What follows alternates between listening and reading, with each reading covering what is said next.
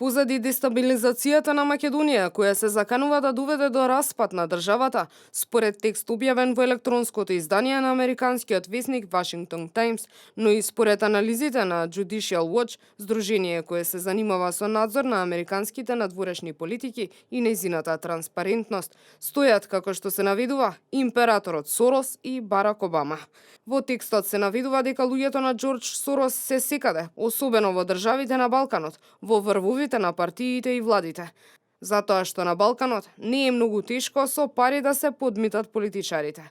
Проблемот се шири како метастаза, а влијанието на Сорос е се поочигледно, пишува Washington Times.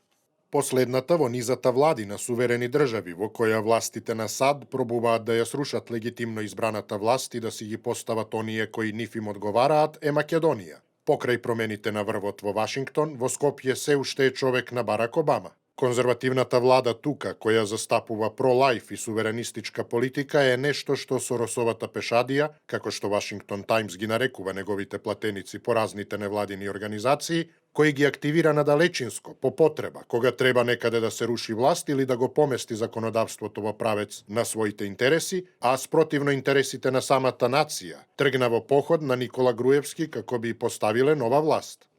Тие се повикуваат на Judicial Watch, кој се прослави со своите истраги за корупција на странските влади под Обама, а во кој неудамна излезе брилијантна анализа за проблемите на Балканот, во кој се наведува дека власта во Соединетите Американски држави во тајност поторушила милиони долари даночни пари, како би ја дестабилизирала демократски избраната десничарска влада во Македонија, здружувајќи се со левичарскиот милиардер и филантроп Џорџ Сорос.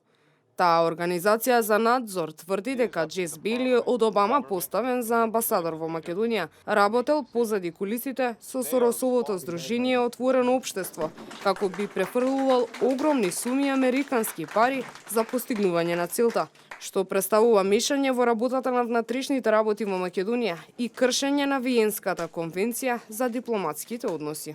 Некои конгресмани во САД веќе поставија прашање за кризата во Македонија, но новата власт на Доналд Трамп со нив засега не се занимавала.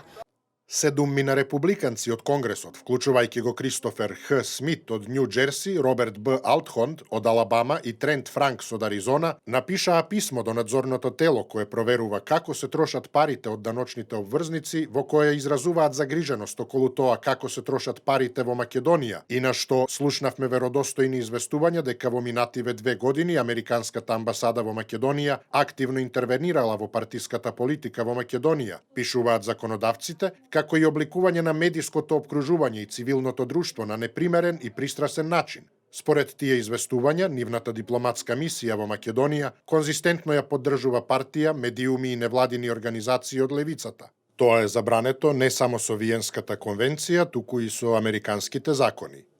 Во случајот за рушење на Груевски, сигурно не би останала настрана ниту Србија, која би се нашла загрозена со остварување на проалбанска влада во Македонија, каква што туркаат Сорос и амбасадорот на Обама, пишува Washington Times.